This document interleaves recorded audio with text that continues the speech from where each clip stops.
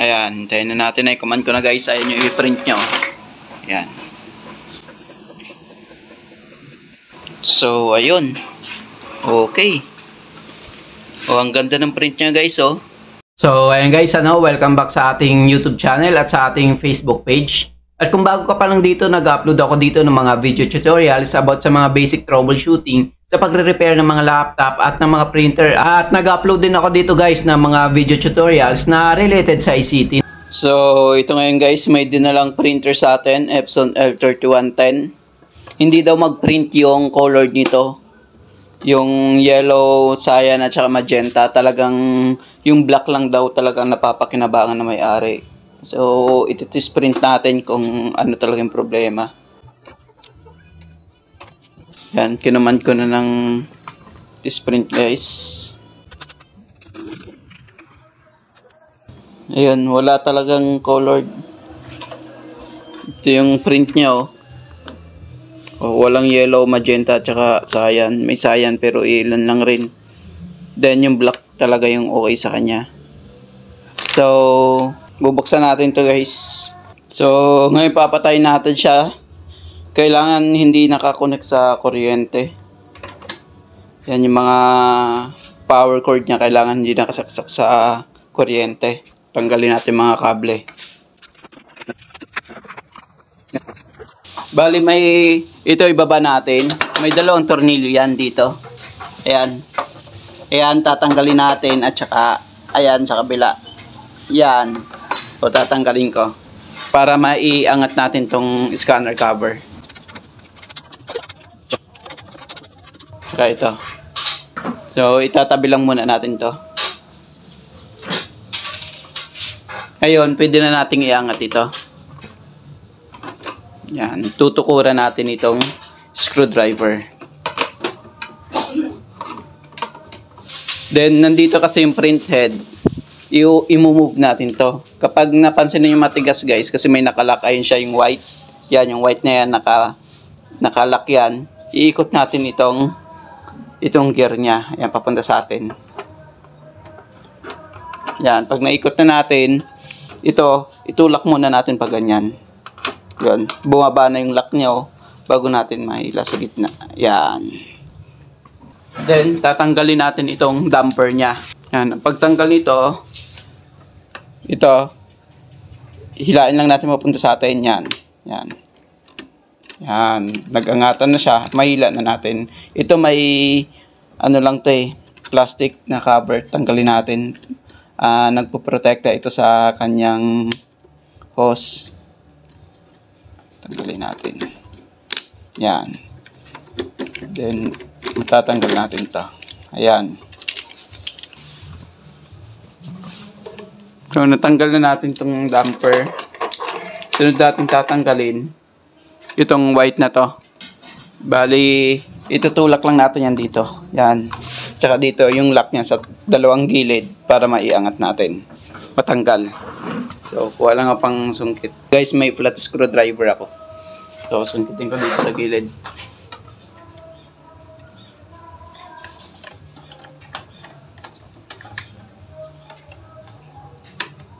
Yan. Then, dito. Yan. Sabay pataas na. Ito, tanggalin natin. Then, may tatlong lock yan dito. Ito yung printed guys. Ito yung tatanggalin natin. May tatlong lock. Ayan. Ayan at saka ayan. So, tatanggalin ko. Bali guys, kailangan pala natin ng lalaganan ng waste ink pag pinump natin. At saka kailangan natin ng cleaning solution. Ito, kailangan natin itong cleaning solution. Panglinis.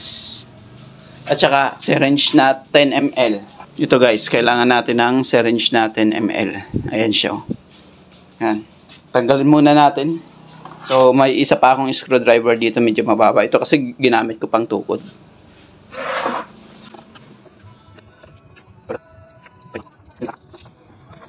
Ito. Ngayon, hilain natin ito pataas. Hawakan natin dito. Hilain natin pataas. Ito. Yan. Then, ito tatanggalin lang natin ito. Yan. Itong flex connector ng head niya. Hilain natin. Yan. So, ito, iingatan ninyo mabasa guys kasi napaka-sensitive dito. Mag-short yan yung board ng printhead natin. Magiging cause niya, no power kapag nag-short. So, ipapump natin to. Gagawin natin ngayon, kuha tayong syringe. Ito, lalagyan natin ng cleaning solution to. Ito kasing ipapang pump natin guys. Para maitulak kung barado. Yan. Yan. So, ito ilalagay lang natin sa mga nozzle niya. Ayan o. Dito sa black yan. Ito yung sa yellow, magenta, tsaka cyan niya. So, yung black hindi na natin papakialman kasi wala nang problema. So, ito ang linis natin. Ilulusot ko dito. Tapos, ipapump ko nitong syringe. So, panoorin nyo guys.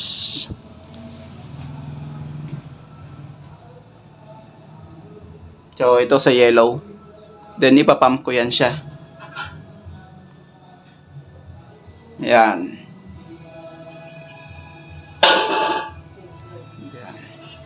Then, dito naman sa magenta. Ipapump ko rin siya. Ayan. Nakikita nyo ba guys? Hindi na masyadong mapansin eh. Madilim na kasi. Then, dito tayo sa uling kulay sa cyan. Yan. Pump natin. Yan. Yan siya guys. Oh.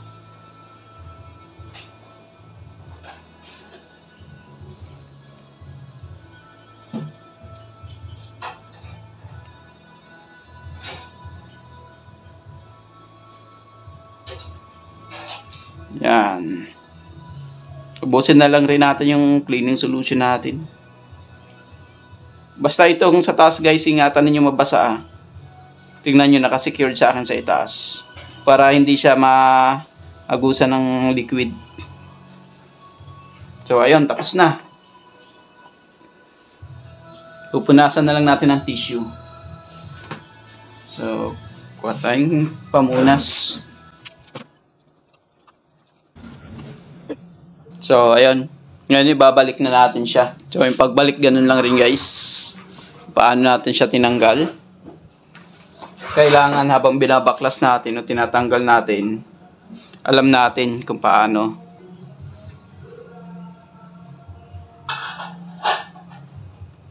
Yan, itong connector niya.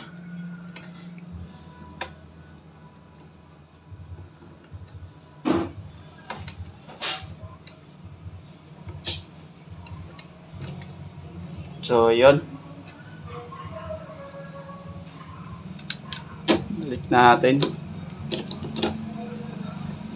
Then, yung kanyang mga tornilyo na lock.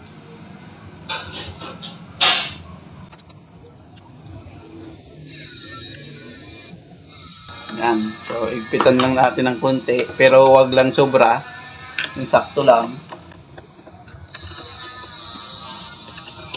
Yon, then itong tinanggal natin kanina, ito, yan. Tapos itong mga damper niya, ito natin, yan. May mga laman pa naman to, marami oh. So ilalagay natin dito pa ganyan. Pag naipesto na natin, didiinan lang natin, then balik natin tong hose niya. And then itong nagpo-protect dito. So, ayun. Babalik na natin. Mamaya na natin ilalak. Ipa-power cleaning muna natin. Kasi kapag ganon, kailangan malamanan ng ink yung kanyang head. I-connect natin sa computer para ma-power cleaning natin. Yan, i-on natin. Tapos i-connect ko sa unit natin sa computer. Ngayon guys, ipa-power cleaning natin. Ngayon, turo ko sa inyo yun. Na-connect na rin natin. Ayun, dyan. Ipa-power cleaning natin. Ganito pag power cleaning. Dito sa search, yan, dyan. Type lang natin dyan yung printer and scanners. Kahit printer lang. Printer. Yan. Mapapansin niyo ayan o. Printer and scanners. Click natin yan. Then, lalabas itong unit natin. Hanapin natin dyan yung hindi nakalagay yung offline, yung wala lang. O ito. 3110, wala siyang nakalagay na offline. Click natin yan. Then, dito tayo sa manage. Click natin manage. Then, click natin itong printing preferences. Then, pagka printing preferences, dito tayo sa maintenance. Then, itong power cleaning. Click natin yan. Ayan siya. Then, next lang natin to. Sabi dito ay 12 hours. Isang beses mo lang sa loob ng 12 hours magamit ito. Kapag na power cleaning mo ngayon, maghintay ka na naman ng 12 hours bago mo ulit ma-power cleaning. Pero yung karaniwang head clean lang ito, okay yan kahit magkasunuran. So, next natin. Then check lang natin to kasi may enough ink naman, tapos interval na 12 hours. Then next. Then click natin tong start. So ngayon hihintayin lang natin to guys na matapos yung kanyang power cleaning. So ayan na siya, nagpa-power cleaning no. So ayan guys, power cleaning complete. So magti-test print tayo. Kapag hindi pa rin umobra guys, doon tayo sa head cleaning kasi kahit ilang beses yon. Ito ngayon guys, mag-try na tayo mag-print kung okay na ba lahat yung colored niya. Tapos natin linisin yung head at i-power cleaning. So, magta-try ako mag-print guys. Ayan, hintayin na natin. I-command ko na guys. Ayan yung i-print nyo. Ayan. So, ayun. Okay. Oh, ang ganda ng print niya guys, oh. Ang ganda ng print niya. Lahat na ng kulay mayroon na.